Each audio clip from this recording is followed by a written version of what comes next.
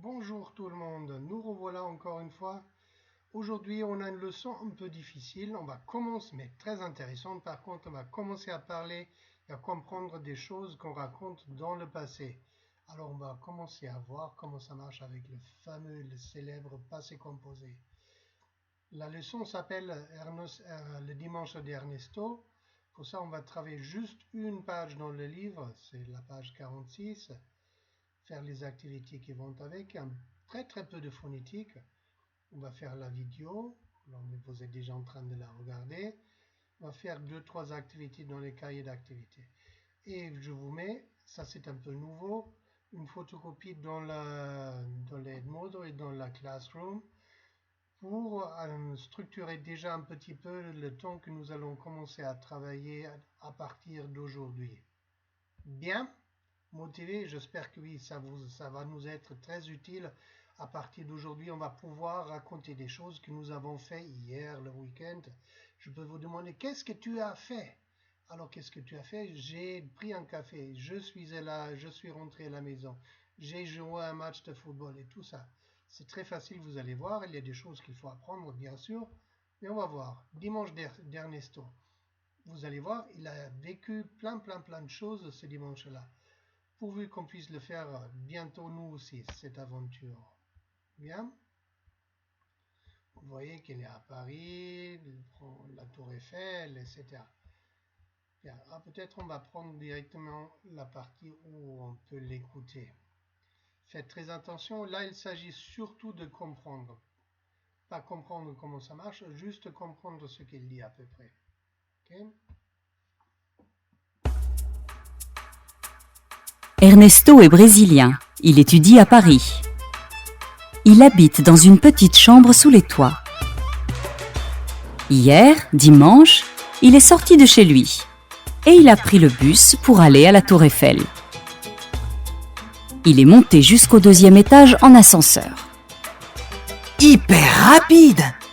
2 mètres par seconde!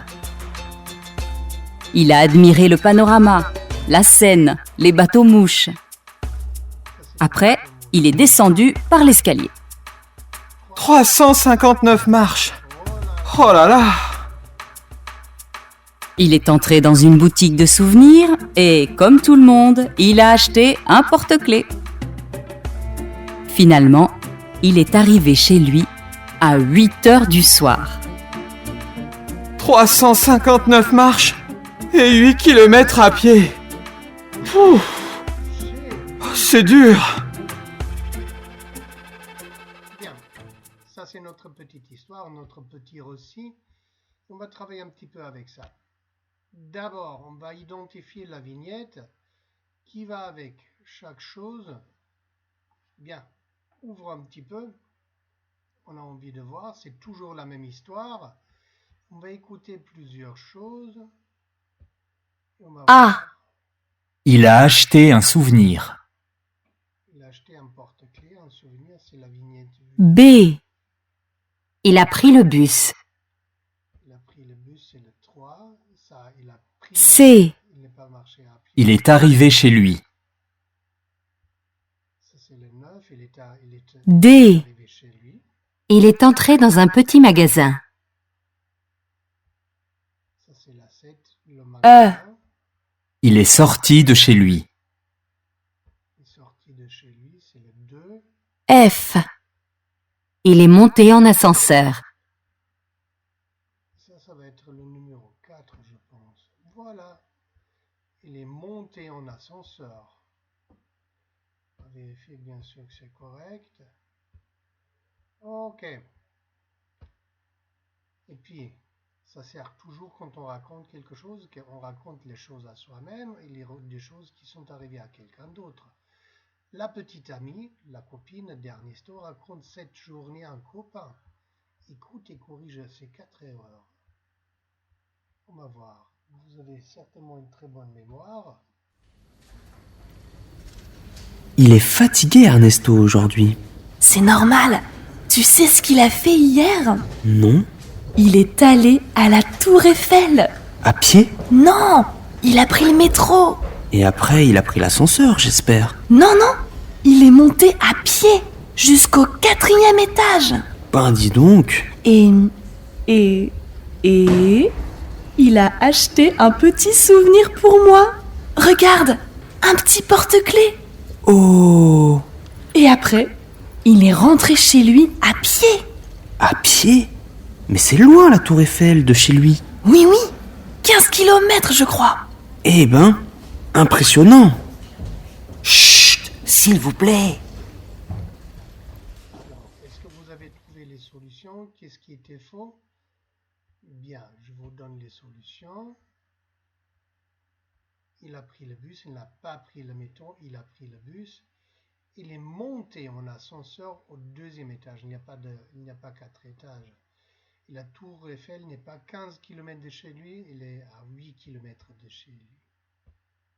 Bien, c'est déjà ça, je crois que vous avez compris. C'est que comment on construit, on verra un peu plus tard, mais vous avez compris l'histoire, c'est ça l'essentiel. Ça fait un petit moment qu'on utilise. On va faire juste, jeter un petit regard sur deux phonèmes que vous connaissez déjà un petit peu. C'est le ch avec un peu allongé le s et le je qui est la variante sonore. Les sourds et sonores. Vous écoutez la chanteuse. Ça c'est toujours transcrit la graphie, c'est toujours le ch. On écrit ch quand on prononce ch.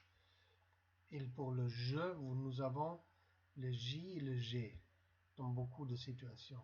Attention. La chanteuse algérienne Chouchou ne chante jamais sans bijoux. La chanteuse algérienne Chouchou ne chante jamais sans bijoux. La chanteuse algérienne Chouchou ne chante jamais sans bijoux.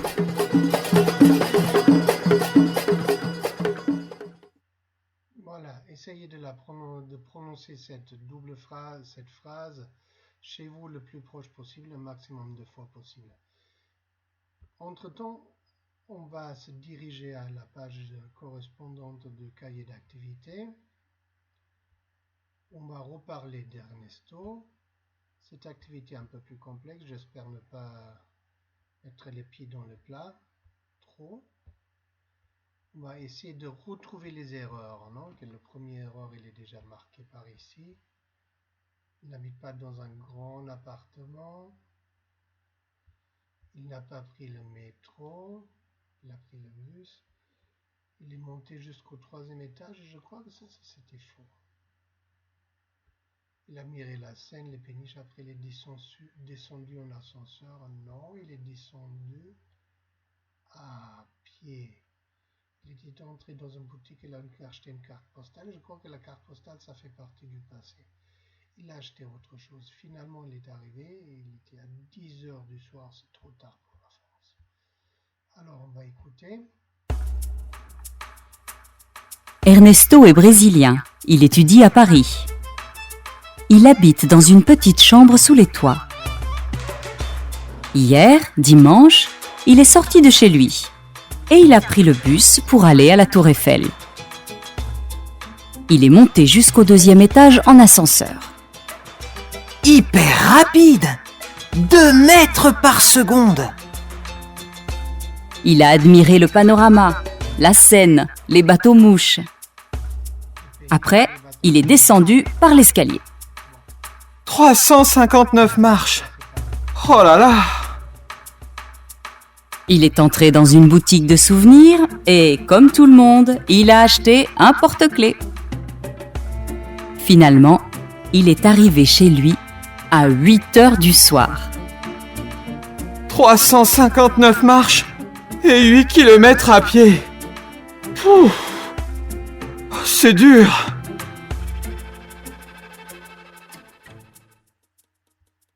Du coup, on va jeter un petit coup d'œil au passé composé où on le trouve. Il a pris, par exemple, il est monté,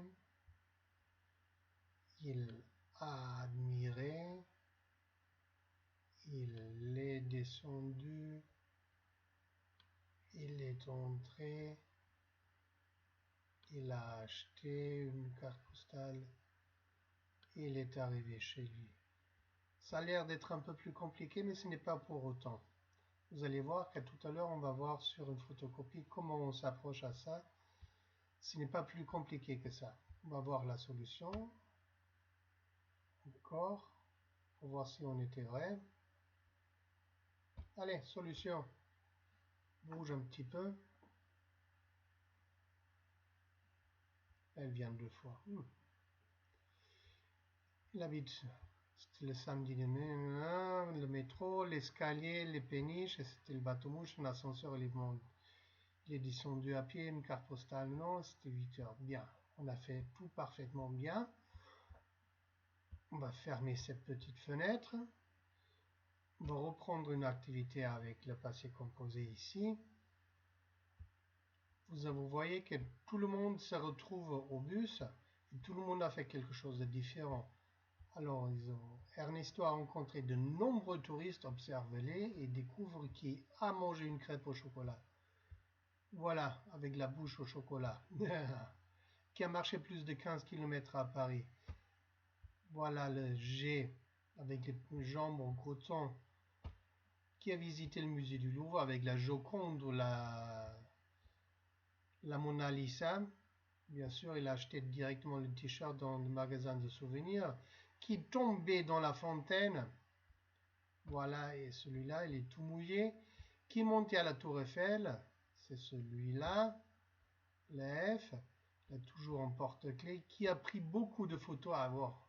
Caméra photo. Aujourd'hui, on ferait ça avec un bon portable. Qui a pris le bus touristique. Qui a pris le bus touristique? Ah, bien sûr, il vient d'arriver. Il a acheté une caricature au Montmartre. C'est le E. Bien sûr, la caricature, elle est toujours dans le sac à dos. Bien, dans tous ces petits textes et dans les phrases, vous retrouvez plein de références au passé composé qui se construisent d'une façon suivante. Vous voyez que ça, ce n'est pas un miracle, ça c'est de l'espagnol. Como ya sabes, el pase composé sirve para hablar de cosas en el pasado. Se parece bastante al pasado compuesto en español, pero su uso es más amplio. Porque todo lo que ocurre, toda la acción en el pasado se hace con esto. Es un poquito más fácil que el español entonces. Se compone siempre de 2 partes. Por un lado el verbo avoir y algunas veces el verbo être, se llama auxiliar, y por otro lado el participio del verbo. La forma más normal y la forma más habitual es esta. Puede venir ayer, en el 69, el 5 de diciembre, la mención del tiempo, el adverbio del tiempo. El sujeto que siempre tiene que aparecer y luego el auxiliar. J'ai, tu as, il, elle, on a, nous avons, vous avez, ils ou elles ont, cosa conocida, el verbo avoir conjugado con su sujeto. Y luego travailler con la peculiaridad que esto se llama participio pasado, el participio pasé, en lugar de er que tendría en el infinitivo, tiene una e acento aguda. Se pronuncia igual. Y ya está. Luego hay más variaciones, pero que la base es esta. Auxiliar más participio. El auxiliar que se conjuga y el participio se queda igual. Está claro que para empezar hay que saber 3 cosas muy importantes para poder saber conjugar el verbo avoir o être. Por supuesto, eso lo tenemos que saber. ¿Cómo es el participio del verbo? Para el 80% de los verbos va a ser así, que muy fácil. Y cuando se utiliza avoir y cuando se utiliza être. Esto lo vemos un poquito más adelante. Participios, la primera regla. Normalmente los verbos regulares, es decir, los verbos en ER, hacen el participio en y acento agudo. Es fácil, ¿no? Ya conocéis 80%. J'aime, j'ai aimé. Participio. Los demás verbos tienen un participio irregular y hay que aprenderlo en memoria. Pero solo hay uno por verbo. Es una ventaja. Bien. Cette photocopie, vous allez la retrouver également dans votre matériel du groupe. Je fais les adieux pour aujourd'hui et je vous dis à la prochaine. Merci d'avoir assisté. Au revoir. Amusez-vous bien.